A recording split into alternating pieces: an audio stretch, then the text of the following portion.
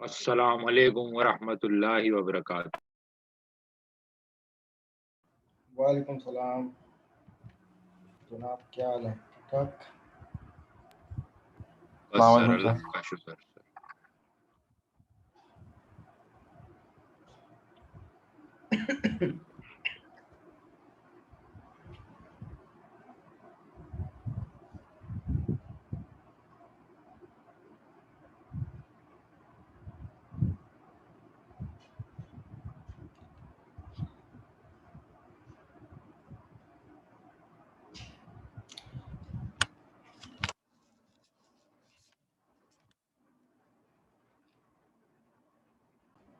जनाब, last class तक हम लोगों ने बात टोटल एमवीसी की थी, लेकिन आज के शायद हम लोग का टॉपिक एमवीसी का नहीं होगा।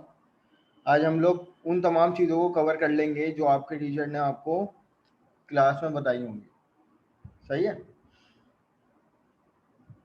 ताकि जो है वो आप लोगों को असाइनमेंट में भी आसानी हो जाए, जो कि आज आने वाला है, और आप लोगों के मिड टर्म में भी आसानी हो जाए, जो आज कि आप असाइनमेंट देने 8 वाले हैं सर? तारीख के बाद। जाहिर है, एक असाइनमेंट नंबर 1 तो देना है ना। मैं एक मिनट से पहले होता है, एक मिनट के बाद होता है, ठीक है 10 नंबर का। तो वो तुम लोग जमा करवा देना, ऑनवर्ड देख लेंगे उसकी ड्यू डेट कब रखनी है, लेकिन मिनट सही से है पहले सही ही है जमा सही है। होता है वो। चलो ठीक है खैर, ठीक है। लास्ट क्लास में हम लोगों ने बात की थी एमबीसी पर, तो और एमबीसी के हवाले से व्यूज़ के बारे में बात की थी, जो कि हमारी एक्चुअल क्लास थी। और जो मेकअप क्लास लगी थी उसमें हमने एक टूटा फूटा सा टेम्पलेट जो है वो इम्प्लीमेंट किया था अपने मल्टीपल व्यूज़ में, और आप लोगों को कुछ लिंक शेयर किए थे वीडियो के, तो उसमें आई होप कि आप लोगों ने ये भी देख लिया होगा। भाई, जब यूजर डिफाइंड टेम्पलेट आपको इम्प्लीमेंट करना आ गया तो आप बना बनाया टेम्पलेट भी आसानी से इम्प्लीमेंट कर सकते हो, बस कोड आगे पीछे करना है। राइट, ये कहानी सबको समझ में आ गई? जी सर। जी सर जी सर। ठीक है।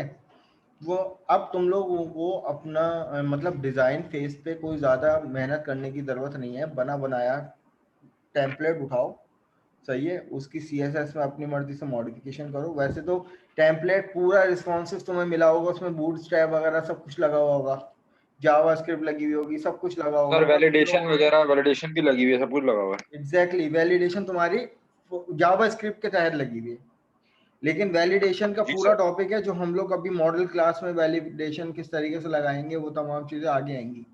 सही है, अभी जो हम लोगों ने देखा है कि भाई किस तरीके से यूजर डिफाइन और भाई एक बना बनाया टेम्पलेट किस तरीके से एमवीसी पे इम्प्लीमेंट किया जाता है। ओवरऑल जितनी भी बात हुई है वो एमवीसी के डिज़ाइन पैटर्न पे बात हुई है। बहुत सारे लोग हो सकता है यहाँ पे इस टाइम डिस्ट्रैक्ट हो रहे हो कि भाई यार ये एमवीसी क्या है। ये अभी तक जितनी भी बात की है क्लास, ये डिज़ाइन पैटर्न पे बात की है कि भाई एमवीसी का डिज़ाइन पैटर्न है क्या, किस तरीके से इम्प्लीमेंट होगा।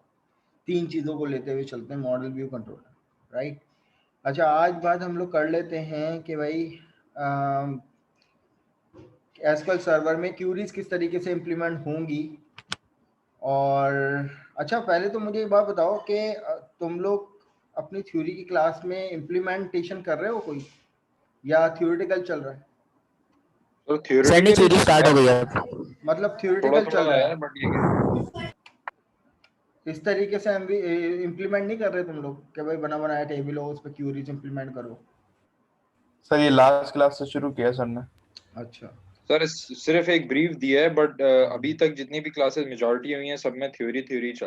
चलो सही, ये देखो थ्योरी क्लास होगी इसी तरीके से, उसमें बहुत सारे कॉन्सेप्ट ऐसे आएंगे जो तुम लोगों को कुछ स्कीमा से रिलेटेड हैं, कुछ आर्किटेक्चर से रिलेटेड हैं, बहुत सारी चीज़ें हैं जो वो, ये थ्योरी क्लास ऐसी ही जाएगी। जो इम्प्लीमेंट कर लो वो तुम लोग अपने एंड से एसक्यूएल सर्वर पे कर लो, क्यूरी इम्प्लीमेंट किस तरीके से। चलो बात करते हैं। वेल जनाब, हमारे पास यहाँ पर एक अदर टेबल है एम्प्लॉय का, जिसमें 10 एम्प्लॉयज़ के रिकॉर्ड हैं। सही है, और अब यहाँ पर ये क्या है, ये एसक्यूएल सर्वर के टर्म में ये एक एंटिटी कहलाती है। टेबल्स को हम क्या कहते हैं? एंटिटी। और टेबल के दरमियान जो भी रिलेशनशिप होते हैं तो उसकी पूरी एक डायग्राम बन जाती है, जिनको हम लोग एंटिटी रिलेशनशिप डायग्राम कहते हैं। किसी भी एंटिटी के अंदर जितने भी कॉलम्स होते हैं उनको एट्रीब्यूट कहा जाता है, और जितनी भी रॉज होती हैं उनको टपल्स कहा जाता है। सही है। तो अब हमारे पास 10 टपल से रिलेटेड हमारे पास एक एंटिटी है, एक टेबल है एम्प्लॉय के नाम से, जिसमें एट्रीब्यूट कौन से एम्प्लॉय की आईडी जो कि प्राइमरी की है, और आइडेंटिटी है कि हमें बाय फोर्स वैल्यू डालने की यहाँ पे जरूरत नहीं है। आइडेंटिटी को कॉलम का सबको पता है ना क्या होता है, कि भाई जिसमें ऑटो जनरेटेड वैल्यू होती है। अब आइडेंटिटी को प्राइमरी इसलिए करते हैं कि भाई हर वैल्यू एक दूसरे से बिल्कुल यूनिक हो, लेकिन प्राइमरी का फीचर ऑटोमेटिकली जनरेट करने का नहीं होता, वो आइडेंटिटी का होता है। अब इसी तरीके से एक एट्रीब्यूट है मेरे पास नेम, एक है ईमेल, एक है एज, सैलरी, जेंडर और सिटी। ये तकरीबन 7 एट्रीब्यूट पे डिपेंड जो है वो मेरा एक टेबल है जनाब। अब यहाँ पर हमारे पास जो पहली चीज आती है कि भाई सेलेक्ट द स्पेसिफिक और ऑल कॉलम्स। ये बात तो सबको पता है कि भाई अगर मुझे किसी भी टेबल में से पूरा रिकॉर्ड डिस्प्ले करना होता है तो मैं यहाँ पर कीवर्ड यूज करता हूँ स्टैटिक का, राइट। तो स्टैटिक आइडेंटिफाई करता है कि भाई ऑल। अब यहाँ पर मैं स्टैटिक पे कर्सर लेके जाता हूँ ना, तो आप यहाँ पे देखिए कि एम्प्लॉय की टेबल में जितने भी नंबर ऑफ एट्रीब्यूट हैं इंटेलिजेंस में मुझे शो कर रहा है। तो स्टैटिक का मतलब होता है ऑल, तमाम एट्रीब्यूट के तमाम वैल्यू को सेलेक्ट करके लाके मुझे पूरा टेबल ओवरऑल डिस्प्ले कर देगा। बट क्लास ज़रूरी नहीं है कि हर जगह हमारी यही वाली क्यूरी इस्तेमाल हो। बहुत सारी जगह हमें ये आइडेंटिफाई करना होता है कि फॉर सपोज कि यहाँ पर बहुत सारे एम्प्लॉयज़ ऐसे हैं कि जो किसी ना किसी शहर से ताल्लुक़ रखते हैं, ठीक है। अब इसमें मेल भी हैं, आइदर फीमेल भी हैं, सही। अगर मैं यहाँ पे बात करता हूँ कि भाई इस टेबल में मुझे ये बताइए कि कितने सिटीज़ इन्वॉल्व हैं, तो भाई अब हमारे पास यहाँ पर कहानी ये आ गई कि भाई ये वाली क्यूरी इंप्लीमेंट नहीं करेंगे। अब हमें इस सेलेक्ट की क्यूरी से ये बताना है कि भाई एक एम्प्लॉय का टेबल है, अब इसमें हाउ मैनी सिटीज इन्वॉल्व, कि भाई कौन से एम्प्लॉय ऐसे हैं, मतलब जितने भी एम्प्लॉय हैं वो कौन कौन से शहर से ताल्लुक़ रखते हैं, ठीक है। तो अगर मुझे यूनिकली डिफाइन करना है कि how many cities involve in this table, तो यहाँ पर मुझे कॉन्सेप्ट मिलता है डिस्टिंक्ट के कीवर्ड का। डिस्टिंक्ट के कीवर्ड का एक कॉन्सेप्ट मिलता है। अब ये डिस्टिंक्ट का कीवर्ड क्या करता है जनाब के अगर मैं किसी भी टेबल में डिस्टिंक्ट लगा दूं, डिस्टिंक्ट के बाद अगर मैं कोई कॉलम लिस्ट मेंशन करता हूं, मुझे जैसे कि सिटी चाहिए था कि भाई कितने नंबर ऑफ सिटीज और कौन कौन से सिटीज जो है वो इस टेबल में इन्वॉल्व हैं, तो मैं यहाँ पर एक क्यूरी लिखता हूँ select distinct cities from employ. तो अब यहाँ पर क्लास मुझे जब मैं इन दोनों क्यूरी को एग्जीक्यूट करता हूँ तो एक क्यूरी तो वो पूरा डाटा लेके आ रही है, और साथ साथ दूसरी क्यूरी क्या लेके आ रही है कि भाई इसमें 3 सिटीज हैं जो कि इस पूरे टेबल में जितने भी एम्प्लॉयज हैं वो इन तीनों सिटीज से बिलोंग करते हैं, इन तीनों के अलावा और कोई सिटी नहीं है। जबकि आप क्लास यहाँ पर देख रहे हैं कि डिस्टिंक्ट ने क्या काम किया कि भाई यहाँ पर कराची एक दफा था, कराची 3 दफा यूज हो रहा है, ठीक है। कराची 3 दफा बल्कि 4 दफा यूज हो रहा है, 1 2 3 4, इस्लामाबाद 1 2, लाहौर 1 2 3, ठीक है, और इस्लामाबाद भी 3 दफा इंप्लीमेंट हो रहा है। बट डिस्टिंक्ट का कीवर्ड क्या करता है कि किसी भी कॉलम पे अगर स्पेसिफिक किसी भी कॉलम पे लगाते हैं उस कॉलम की यूनिक वैल्यू को आइडेंटिफाई कर देता है, सही है। अब फॉर सपोज मैं आप लोगों से सवाल करता हूं कि अगर मैं यही डिस्टिंक्ट का कीवर्ड जेंडर के कॉलम पे लगाता तो उससे आप लोगों को क्या आइडेंटिफाई होता। अगर मैं यहाँ पर इसी क्यूरी को कॉपी कर लूँ और यहाँ पर इंप्लीमेंट कर लूँ और यहाँ पर कॉलम जो है वो मैं जेंडर कर देता हूँ, तो अब इसका मतलब क्या होगा, जब मैं इस क्यूरी को एग्जीक्यूट करूंगा क्या मुझे मिलेगा आउटपुट में। सर इसके सिर्फ जेंडर मिलेंगे ना, मेल और फीमेल। एग्जैक्टली कि यहाँ पर कौन से एम्प्लॉय ऐसे हैं, और ये मुझे बताओ कि भाई किस जेंडर से, मतलब टोटल नंबर ऑफ जेंडर कितने हैं। तो यहाँ पर मुझे उस टेबल में से ये बता देगा कि भाई how many gender involve. But class यहाँ पर देखो, अब अगली एक क्यूरी लिखने जा रहा हूँ। अगर मैं यहाँ पर यही वाली क्यूरी को इस तरीके से इम्प्लीमेंट कर दूँ नेम, तो क्या मुझे इसमें कोई फायदा मिलेगा इस तरीके से क्यूरी लिखने का? इस क्यूरी से मुझे क्या फायदा होगा? सर इसकी वजह से कुछ भी नहीं होगा, जो नेम होंगे वो आ जाएंगे, और जो दो दफा नेम जो कॉल हो रहे होंगे ना, मतलब कि एक ही नाम के तीन चार हाँ आदमी हो, वो सिर्फ एक ही नाम वो एक ही आएगा। दफा आएगा, तो इससे मुझे फायदा नहीं। चलो इससे मुझे ये पता चला कि भाई मेरे पूरे टेबल में सिटीज कौन कौन से इन्वॉल्व थे, जेंडर कौन कौन से इन्वॉल्व थे, बट ये मेरे पास ये वाली क्यूरी जो है वो इस टाइम यूजलेस है। क्यों? क्योंकि हर इस टाइम 10 रिकॉर्ड मेरे पास उठ के आ जाएंगे, 10 नाम, क्योंकि हर नाम एक दूसरे से इस टाइम यूनिक है। अब फॉर एग्जाम्पल, अब मैं आप लोगों से सवाल करता हूँ, जो पहला नाम है आयशा फातिमा, अगर आयशा हुसैन करके कोई और नाम होता तो मुझे बताएंगे क्या आयशा का रिकॉर्ड आता? यस सर, आता, क्योंकि बिल्कुल चेंज आता। है ना आगे भी। वो आता तब सर। नहीं आता, तब नहीं आता जब एग्जैक्टली आयशा फातिमा के नाम से कोई और भी एम्प्लॉय होता तो शायद ना आता, बट अगर इनमें से कोई एक कैरेक्टर भी चेंज होता तो वो दे देता। लेकिन क्लास यहाँ पर डिस्टिंक्ट जरूरी नहीं है कि किसी एक कॉलम पे लगाया जाए, ये मल्टीपल कॉलम पे भी इंप्लीमेंट हो सकता है। कि फॉर सपोज मैं यहाँ पर अगर बात कर देता हूँ सिटी कॉमा जेंडर की, तो it will also written the result. अब क्लास यहाँ पर नोटिस कीजिए कि दोनों वैल्यूज क्या हो रही हैं, डुप्लीकेट हो रही हैं, तो डिस्टिंक्ट तो इंप्लीमेंट ही नहीं हो रहा। कौन मुझे इसका रीजन बताएगा कि जब अगर डिस्टिंक्ट के कीवर्ड के साथ एक से ज्यादा कॉलम्स आ जाते हैं तो उसकी इंप्लीमेंटेशन कैसे होती है?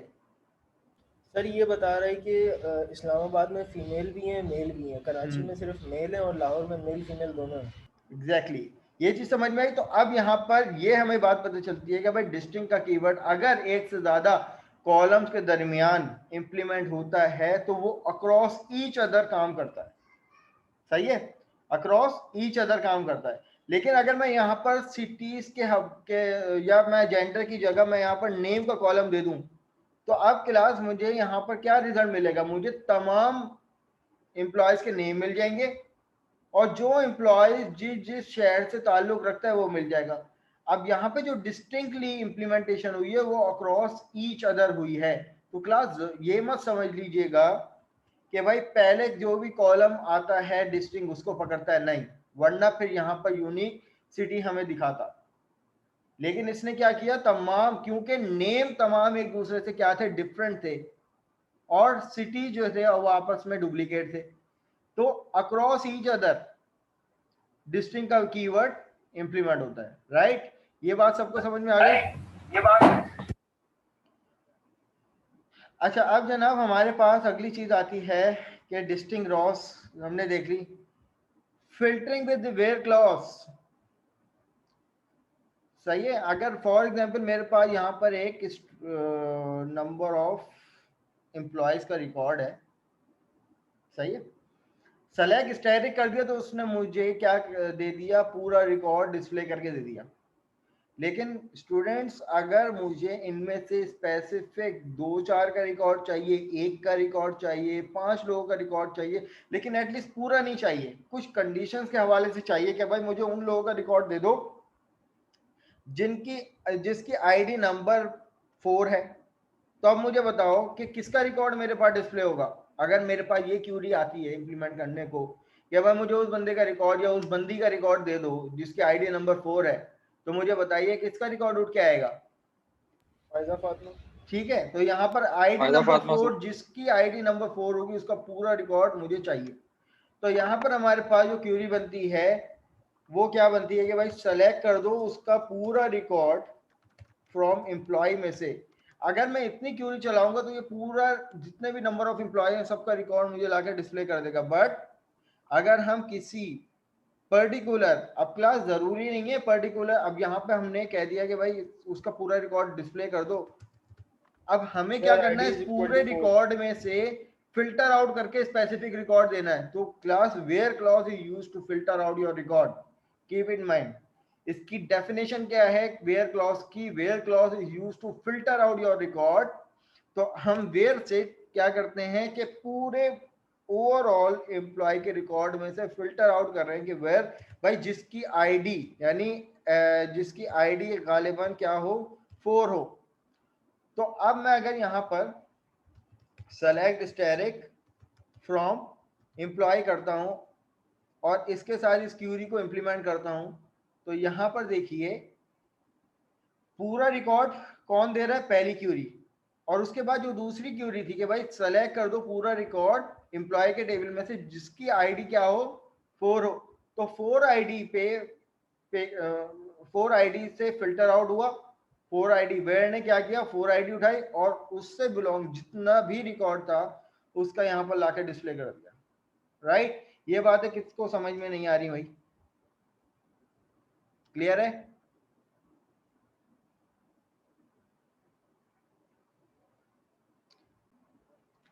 तो जनाब यहाँ पे हम लोग बात कर रहे थे कि भाई where clause is used to filter out your record. तो यहाँ पर क्या बात की जा रही है, filter with the where clause. अब आपकी अपनी मर्जी है कि वेयर किस तरीके से अपने रिकॉर्ड को क्या करो, फिल्टर आउट करो।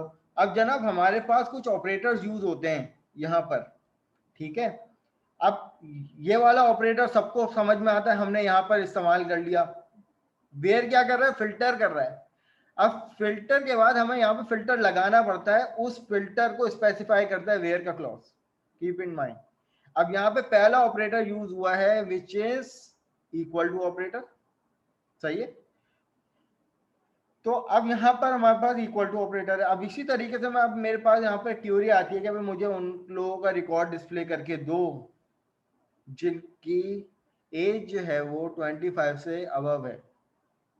तो अब मुझे बताओ कौन सी क्यूरी यहाँ पर इंप्लीमेंट होगी। अब यहाँ पर हमारे पास जो ऑपरेटर होते हैं वो कौन से होते हैं, greater than, equal to, less than, equal to, इसी तरीके से नॉट इक्वल टू। तो अब यहाँ पर इन 5-6 ऑपरेटर्स में हम लोग कुछ क्यूरीज को इंप्लीमेंट कर लेते हैं। अब मैं चाहता हूँ कि भाई मेरे पास यहाँ पर ओवरऑल जितने भी नंबर ऑफ एम्प्लॉयज हैं, अब मैं चाहता हूँ उनमें से उन लोगों का रिकॉर्ड डिस्प्ले हो जिनकी एज जो है वो 25 से ग्रेटर है। तो अब यहाँ पे क्यूरी क्या बनेगी भाई, सेलेक्ट कर दो उन तमाम लोगों का रिकॉर्ड, सही है, जो भी फिल्टर आउट उनके आएंगे उनका पूरा रिकॉर्ड डिस्प्ले कर दो फ्रॉम एम्प्लॉय वेयर। अब यहाँ पर हमने कंडीशन लगा दी where age is greater than 25। तो यही क्यूरी बननी चाहिए हमारे पास। तो अगर मैं यहाँ पर इसको इसके साथ इंप्लीमेंट करूं तो जनाब मेरे पास इस तरीके से रिजल्ट आएगा। अब मेरे पास सिर्फ उन लोगों का रिकॉर्ड उठ के आएगा,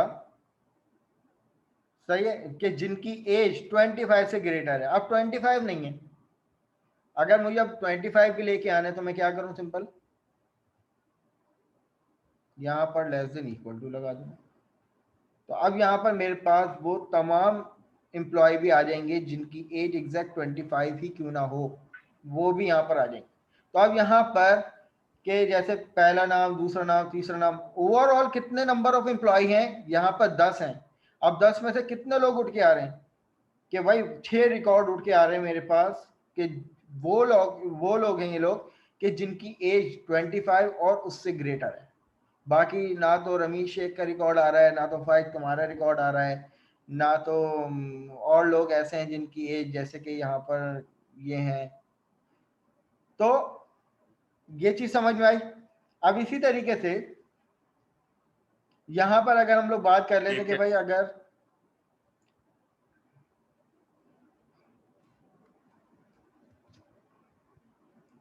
अब मुझे बताएं क्लास इसका मतलब क्या है,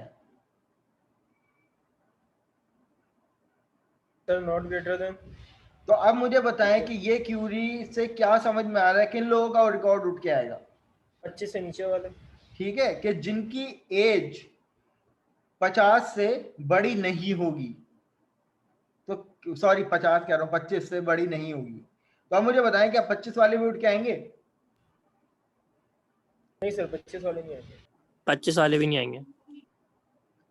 तो अगर जनाब equal यहाँ करते हैं पर तो मेरे 25 वाले पास, आएंगे। हाँ तो यहाँ पर तो आ रहे हैं।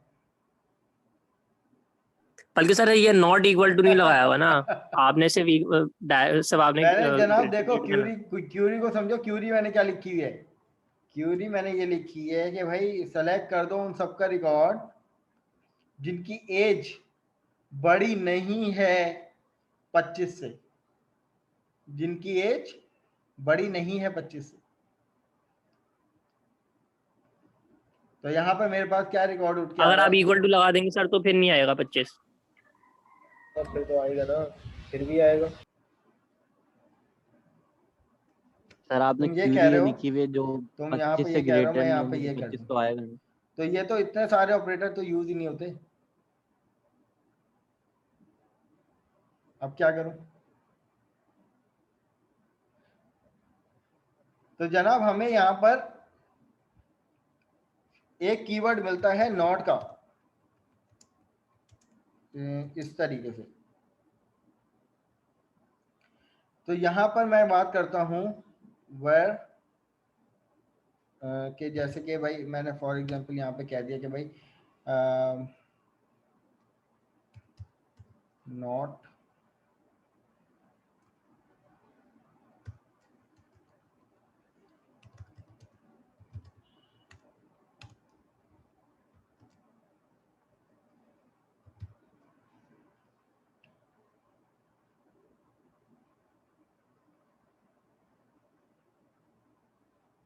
अब मैं अगर यहाँ पे बात करता हूँ इसकी, तुम लोग ऐसी कह रहे थे, जब मैं यहाँ पे लगा दूँ तो वो एक्सक्लेमेशन मार्क कंपैरिजन ऑपरेटर के तहत नॉट इक्वल टू का ऑपरेटर होता है। लेकिन अगर हमें इस कंडीशन के साथ इंप्लीमेंट करना है तो जनाब हम यहाँ पर ये लिखेंगे नॉट का कीवर्ड। अब इसका मतलब कि जिस कंडीशन से, ये क्या है, फिल्टर लगा हुआ है ना, इस कंडीशन से जो रिकॉर्ड, इस फिल्टर पे जो रिकॉर्ड नहीं होंगे वो डिस्प्ले होके आ जाए। तो नॉट का कीवर्ड क्या करता है, नेगेट कर रहा है बेसिकली। लॉजिकल ऑपरेटर है ना, और नॉट एंड ये क्या है, लॉजिकल ऑपरेटर है। तो अब यहाँ पर ये जो फिल्टर लगा हुआ है ये कंपैरिजन ऑपरेटर का, कि भाई एज उनकी जो के less greater than equal to कितने होने चाहिए, 25। तो इसका मतलब अगर मैं यहाँ पर नॉट नहीं लगाता तो यहाँ पर वो लोग आते कि जी भाई जिनकी एज जो है वो 25 और 25 से ऊपर है, लेकिन मैंने यहाँ पर नॉट लगा दिया। तो अब इन रिकॉर्ड के अलावा जितने भी रिकॉर्ड होंगे वो मेरे पास यहाँ पे आए।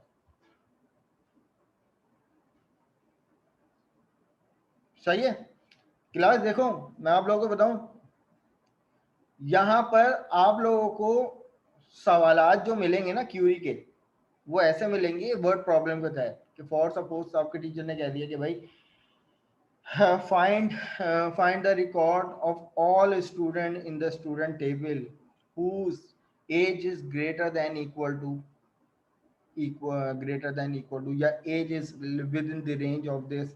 इस तरीके से वर्ड प्रॉब्लम के तहत आप लोगों को सवाल मिलेंगे। तो वहां पर ये मत समझना कि आपको एक अलग सा टेबल बनाना पड़ेगा, उसमें रिकॉर्ड इंसर्ट करवाने पड़ेंगे। फिर आप लोग को क्या करना है, बस सिर्फ क्यूरी को स्ट्रक्चराइज करना है। ठीक है, तो अभी मैं आप लोगों को सैंपल क्वेश्चन भी बता दूंगा कि किस तरीके से बन के आएंगे, ताकि आप लोगों को और आसानी हो जाए सवालों को समझने की। भाई यहाँ तक के बातें क्लियर हो रही हैं? अभी तक equal to, not equal to. अब यहाँ पर हमारे पास जनाब एक not operator, not equal to, अगर हम कंपैरिजन के हवाले से बात करें तो भाई ये भी होता है एक, इसका मतलब भी होता है नॉट इक्वल टू। अब जब मैं इस क्यूरी को इंप्लीमेंट करूंगा तो यहाँ पर इस क्यूरी का मतलब ये है कि भाई सेलेक्ट कर दो एम्प्लॉय का तमाम रिकॉर्ड जिनकी एज 25 के इक्वल नहीं है। तो यहाँ पर मेरे पास वो रिकॉर्ड उठ के आएंगे। अब यहाँ पर 25 के आगे वाले भी आएंगे, 25 के पीछे वाले भी आएंगे, लेकिन 25 वाले नहीं आएंगे। तो यहाँ पे देखिए कितने नंबर ऑफ रिकॉर्ड आ रहे हैं, ये आ रहे हैं 8 नंबर ऑफ रिकॉर्ड, और उनकी एज 25 से या तो बड़ी है या तो छोटी। क्योंकि क्यूरी के देखो ना, इट मेक सेंस कि इन्होंने कहा है कि भाई 25 नहीं होना चाहिए, नॉट इक्वल टू 25।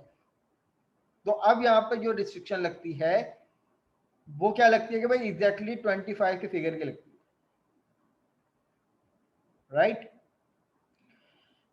अब हमारे पास यहाँ पर इसी तरीके से कंपैरिजन ऑपरेटर यूज हो जाएंगे। अब यहाँ पर हमारे पास एक कीवर्ड मिलता है, एक क्लॉज मिलता है इनका, और इनके बारे में कह रहे हैं specified a list of value. क्या समझ में आता है इनके ऑपरेटर से?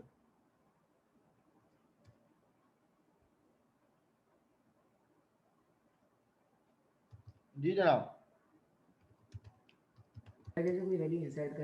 अब देखो, अब हमारे पास यहाँ पर एक सवाल, अब मैं चाहता हूँ कि भाई मुझे एक क्यूरी इंप्लीमेंट करनी है, तो क्यूरी का सवाल किस तरीके से बनता है? मैंने यहाँ पे आप लोगों को कह दिया कि भाई display the record of those employ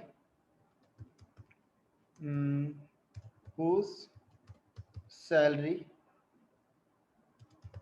is 2500, 2600, 2800। ठीक है, अब ये एक सवाल है मेरे पास कि भाई डिस्प्ले करो रिकॉर्ड उन एम्प्लॉयज का जिनकी सैलरी जो है वो ये होनी चाहिए। तो अब एक क्यूरी जनाब हमारे पास ये बनती है कि भाई सेलेक्ट कर दो एम्प्लॉय फ्रॉम, मतलब employ where salary equal to 2500। ठीक है, अब मैं यहां पे एंड लगाऊंगा या और लगाऊंगा? आप लोग मुझे बताएं।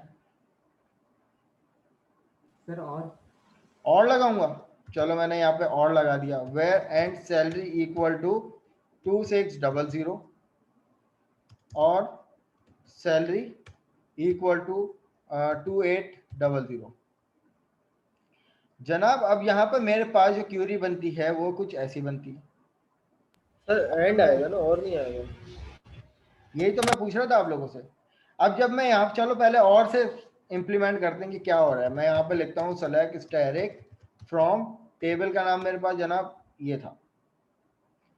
अब जब मैं यहाँ पर एग्जीक्यूट करता हूँ तो ये मुझे बताइए कि ये किस बिहाफ पर ये रिजल्ट आ रहा है। ये तो पूरा ना टेबल ऑफ एम्प्लॉय है, बट ये किस बिहाफ पर आ रहा है? मैंने क्यूरी क्या दी थी कि भाई सेलेक्ट कर दो पूरा रिकॉर्ड उन लोगों का जिनकी सैलरी 25 हो, 28 हो या 26 हो। अब 2600 जो है वो किसी की भी सैलरी नहीं है, तो वो किसी नहीं की है। लेकिन अगर क्लास में यहाँ पर बात कर देता एंड की, तो आपको लगता है कि मेरा रिक्वायर्ड आंसर आता? मैं पूछ रहा हूँ आप लोगों से, मुझे नहीं पता। अगर मैं यहाँ पर इसको शायद। इम्प्लीमेंट करता हूँ ना, तो यहाँ पर देखो मुझे कुछ भी नहीं मिलेगा। एंड का मतलब होता है all bit at a time true, तभी वो ट्रू होगा वरना फॉल्स। ट्रुथ टेबल कैसे बनता है उसका? 0 0 0 0 1 0 1 0 0 1 1 है, तो फिर हमारे पास क्या है? 1 है। ये एंड का ट्रुथ टेबल बनता है ना हमारे पास। तो यहाँ पर भी इट मेक्स सेंस कि क्लास अगर यहाँ पर क्या पॉसिबल है इस टाइम के सैलरी एट अ टाइम 25 भी हो, एट अ टाइम 26 भी हो, एट अ टाइम 28 भी हो। It not make a sense कि भाई या तो सैलरी ये होगी, या तो सैलरी ये होगी, या तो सैलरी ये है। इसका मतलब तो ये है कि भाई मुझे ये भी सैलरी मिले, मुझे ये भी सैलरी मिले, मुझे ये भी सैलरी मिले। मजे थोड़ी आ रहे हैं। ठीक है, तो जनाब यहाँ पर हम लगाते हैं और ऑपरेटर, क्योंकि यहाँ पे ऑप्शंस हैं।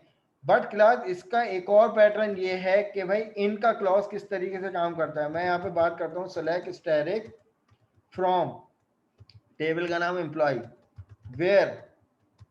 वेयर सैलरी के बाद मैं लिखता हूँ इन, और इन में यहाँ पर लिखता हूँ वैल्यूज 2500, 2600, 2800। अब ये वाली और ये वाली क्यूरी दोनों रिटर्न करेंगे मुझे सेम आउट। ठीक है जनाब, इनका क्लॉज के बारे में हमने क्या पढ़ा था कि भाई इनका क्लॉज क्या काम करता है? Specify the list. इनके साथ आते हैं ब्रैकेट, और ब्रैकेट के अंदर जितनी भी नंबर ऑफ वैल्यू होती हैं किसी भी, अब यहाँ पे सैलरी है ना, तो यहाँ पे सैलरी की ही वैल्यू आएंगी। अगर यहाँ पे एज होती तो मैं यहाँ पे वैल्यू देता कि भाई 25 वाले उठ के आ जाएं, और इसी तरीके से 27 वाले उठ के आ जाएं, 28 वाले उठ के आ जाएं। तो यहाँ पर जो मेरे पास रिजल्ट आता वो ये आता कि भाई सिर्फ वही लोग उठ के आते कि जिनकी एज स्पेसिफिक इस लिस्ट के अंदर है। जनाब 27 एज का मेरे पास कोई भी एम्प्लॉय नहीं था, या तो 25 था तो 25 वाला आ गया, ये दो थे 25 वाले, 25 वाले आ गए, और 28 वाला ये था कि भाई ये वाले आ गए। बट 27 से की एज का मेरे पास कोई भी एम्प्लॉय नहीं था। तो इनका क्लॉज क्या काम कर रहा है जनाब कि इनका क्लॉज स्पेसिफाई करता है लिस्ट ऑफ वैल्यू। यहाँ पे रेंज की बात नहीं हो रही, इनके ब्रैकेट में जितनी नंबर ऑफ वैल्यूज आएंगी उन वैल्यूज से फिल्टर आउट होके मेरे पास रिकॉर्ड आएगा। अब आपकी अपनी मर्जी कि और करके मल्टीपल कंडीशन दो तो कॉम्प्लेक्स आपकी क्यूरी हो जाएगी। As compare to this query, ये वाली क्यूरी मोर एफिशिएंट है और सुलझेगी। हमें पता है कि भाई इनका क्लॉज लगाया है, उसके अंदर जो भी हमारे पास ये कॉलम आ रहा है उसकी जो भी वैल्यूज होंगी उन वैल्यूज से बिलोंग जितने भी नंबर ऑफ एम्प्लॉय उनका पूरा रिकॉर्ड मुझे डिस्प्ले करवा दो, तो जनाब मेरे पास ये वाली क्यूरी बन जाएगी। ठीक है जनाब, यहां तक मुझे एक्नॉलेज करो क्लास।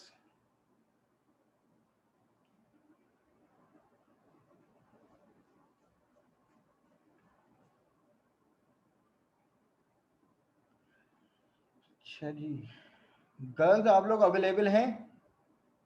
कौन कौन है यहाँ पे मौजूद? फिजा इसहाक, यस सर। बस बस इग्नोर करो इग्नोर करो जी। 10481 फिजा इसहाक।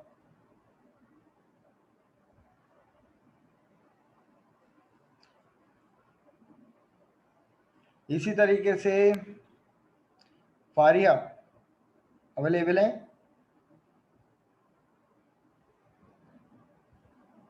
जी सर। ठीक है जनाब, अभी बीच में सवाल होगा जवाब देना है आप लोगों ने। ठीक।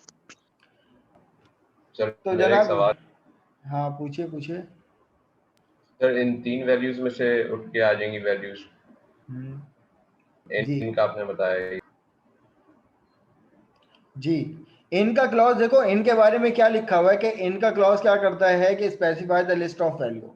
इनको चाहिए होती है एक लिस्ट ऑफ वैल्यू, और जो भी लिस्ट ऑफ वैल्यू मिलेगी उन्हीं वैल्यू में से रिकॉर्ड को फिल्टर आउट करेगा और उस पैटर्न, अब यहाँ से लेकर यहाँ तक एक पैटर्न मिल गया, इस पैटर्न को कौन रीड कर रहा है? वेयर का क्लॉज। और जो है वो इससे पहले ये आता है, देखो क्लास किसी भी क्यूरी के 3 पैटर्न होते हैं, 3 या 4 होते हैं वैसे। बेसिक क्यूरी के 3 पैटर्न होते हैं कि भाई अगर हमारे पास ये वाला पैटर्न वेयर से पहले, किसी भी क्लॉज से पहले जो पैटर्न होता है उसका मतलब होता है कि क्या चीज डिस्प्ले होगी, और उसके बाद वेयर जब क्लॉज लग जाता है तो भाई वो चीज किस तरीके से डिस्प्ले होगी। रिकॉर्ड तो पूरा ही आ रहा है इन सबका, लेकिन अब यहाँ पर इस पैटर्न के मुताबिक रिकॉर्ड उन लोगों का पूरा आ रहा है कि जो हमने पैटर्न डिफाइन किया कि भाई जिनकी एज जो है वो विद इन दी लिस्ट होगी, राइट। अब जनाब हमारे पास इसी के आगे जाके हमारे पास एक और क्लॉज मिलता है बिटवीन का। बिटवीन के बारे में लिखा हुआ है कि स्पेसिफाई द रेंज। अब यहाँ पे बात आ गई रेंज की कि भाई अगर मैं यहाँ पे बात करता हूँ कि भाई मुझे इन तमाम एम्प्लॉय में से उन लोगों का रिकॉर्ड चाहिए जिनकी सैलरी जो है वो 1500 से 2500 के दरमियान, 1500 से 2500 के दरमियान है। तो अब मैं यहाँ पर सेलेक्ट डायरेक्ट फ्रॉम, सर इस इन में तो रेंज नहीं है ना, कोई रैंडम डाल सकते हैं वैल्यूज? नहीं देखो, इन वाले में कोई स्पेसिफिक नहीं है, इनकी बात कर रहे हो ना आप? हाँ यस सर, हाँ, इसकी जो तो इनमें तो कोई भी वैल्यू आएगी, लेकिन वही वैल्यू होनी चाहिए जो आपके एक तो टेबल में मौजूद हो।